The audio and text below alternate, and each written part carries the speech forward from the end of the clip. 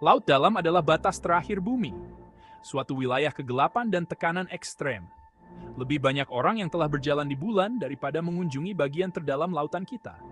Laut dalam dimulai sekitar 200 meter di bawah permukaan laut.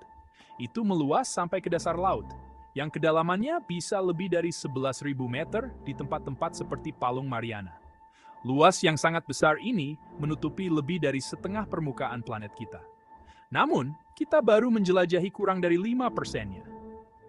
Tekanan di kedalaman ini sangat besar, mencapai lebih dari 1.000 kali lipat dari tekanan di permukaan laut.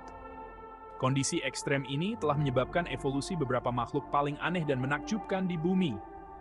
Laut dalam mencakup berbagai habitat, dari dataran abisal hingga pegunungan bawah laut dan palung laut dalam.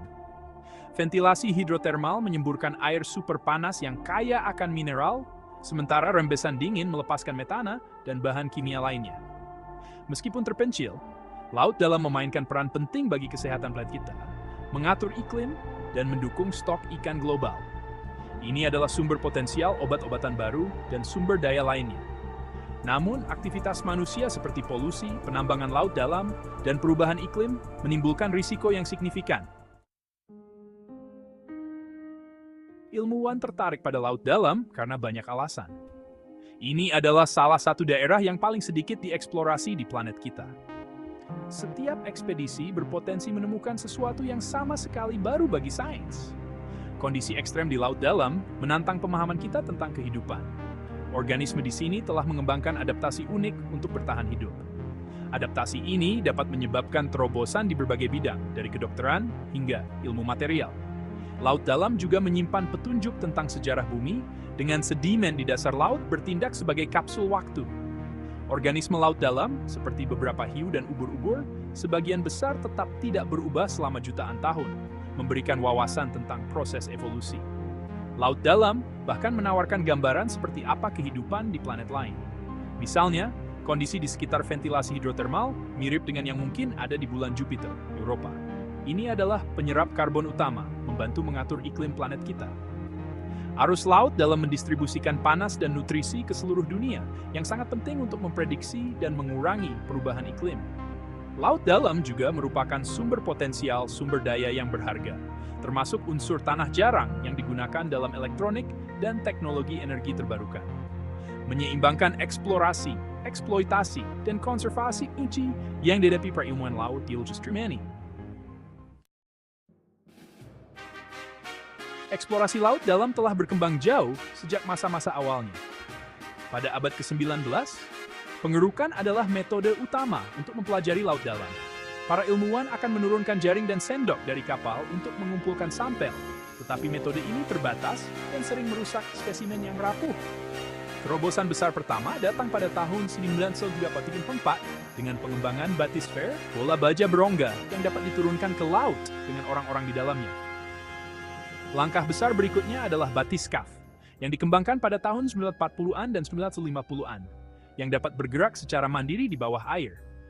Batiskaf yang paling terkenal adalah Trieste, yang pada tahun 1960 membawa 2 orang ke dasar Challenger Deep di Palung Mariana. Pada paruh kedua abad ke-20, kapal selam tak berawak menjadi semakin penting. Kendaraan yang dioperasikan dari jarak jauh atau ROV dan kendaraan bawah air otonom atau AUV dapat menyelam lebih dalam dan tinggal di bawah air lebih lama daripada kapal berawak. Kendaraan ini sangat penting dalam memetakan dasar laut dan menemukan spesies baru. Saat ini, eksplorasi laut dalam menggabungkan berbagai teknologi. Kapal selam berawak masih digunakan untuk beberapa misi, tetapi sebagian besar pekerjaan dilakukan oleh ROV dan AUV yang canggih. Ini dapat dilengkapi dengan kamera definisi tinggi, lengan robot, dan sensor canggih. Teknologi satelit dan sonar digunakan untuk memetakan wilayah dasar laut yang luas. Pengambilan sampel DNA lingkungan memungkinkan para ilmuwan untuk mendeteksi spesies tanpa melihatnya. Terlepas dari kemajuan ini, sebagian besar laut dalam tetap belum dijelajahi. Dengan setiap teknologi baru, membawa kita lebih dekat untuk mengungkap misterinya. Laut dalam adalah rumah bagi beberapa makhluk paling aneh di bumi. Organisme ini telah mengembangkan adaptasi luar biasa untuk bertahan hidup di lingkungan yang ekstrem ini. Banyak hewan laut dalam menghasilkan cahayanya sendiri, sebuah fenomena yang disebut bioluminesensi. Ikan sungut ganda menggunakan umpan bercahaya untuk menarik mangsa.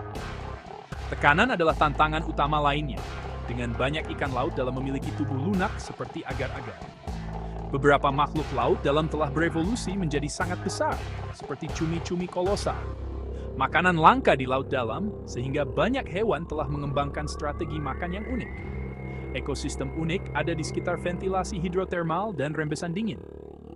Mereka telah memperluas pemahaman kita tentang di mana kehidupan dapat ditemukan di alam semesta. Bagian 5, keajaiban teknologi. Alat untuk menjelajahi kedalaman lautan. Teknologi telah merevolusi eksplorasi laut dalam. Kapal selam modern memungkinkan pengamatan kehidupan laut dalam. Alvin dapat menyelam hingga 4.500 meter. Limiting factor mencapai titik terdalam di kelima samudra. ROV tinggal di bawah air lebih lama dan dikendalikan dari permukaan. Kamera definisi tinggi dan lengan robot mengumpulkan data dan sampel. AUV beroperasi secara mandiri dan mengumpulkan data untuk waktu yang lama. AUV memetakan dasar laut dengan sonar. Teknologi sensor memperluas kemampuan kita mempelajari laut dalam. Bagian 6. Pengungkapan terbaru, penemuan terbaru di laut dalam. Laut dalam terus mengejutkan kita dengan penemuan-penemuan baru.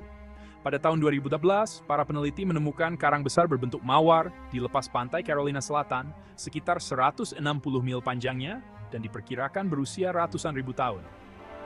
Penemuan ini menyoroti betapa banyak yang masih harus kita pelajari tentang lautan kita, dan menekankan pentingnya pemetaan dan eksplorasi lingkungan laut kita. Di dunia makhluk laut dalam, spesies baru secara teratur ditemukan. Pada tahun 2020, para ilmuwan mendeskripsikan spesies baru Ctenophore atau ubur-ubur sisir yang ditemukan di kedalaman 4.000 meter di palung Puerto Rico.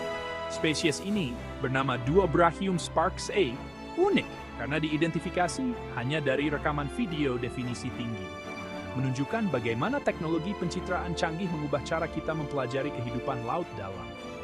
Ventilasi hidrotermal terus menjadi sumber penemuan yang menarik. Pada tahun 2020, para peneliti yang menjelajahi zona subduksi Costa Rica menemukan jenis baru ventilasi hidrotermal yang dijuluki rembesan hidrotermal, yang menggabungkan karakteristik ventilasi panas dan rembesan dingin.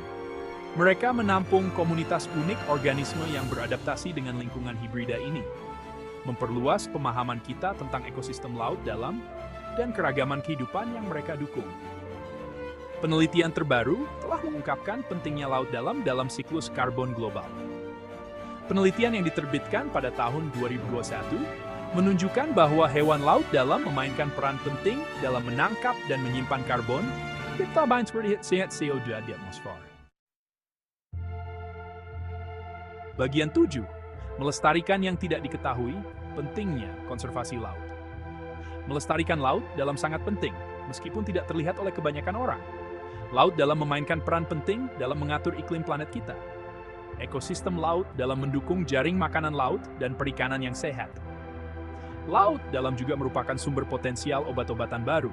Namun, laut dalam menghadapi berbagai ancaman. Penambangan laut dalam dapat menyebabkan kerusakan yang tidak dapat diperbaiki. Polusi plastik ditemukan bahkan di bagian terdalam lautan. Upaya konservasi menghadapi tantangan signifikan. Beberapa wilayah laut dalam telah ditetapkan sebagai kawasan lindung.